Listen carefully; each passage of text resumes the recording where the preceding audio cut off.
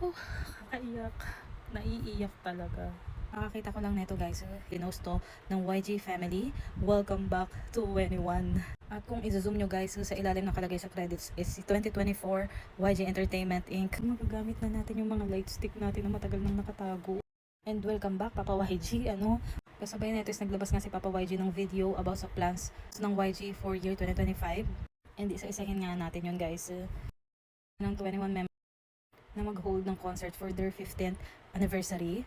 Guys, mangyayari nga to starting this October in Seoul, followed by Osaka and Tokyo at the end of November and December. And ito pa guys, next year Blackpink comeback and mag-start din sila ng world tour. Ay lang yun, pati na rin ang Baby Monster and Treasure magkakaroon din ng world tour next year.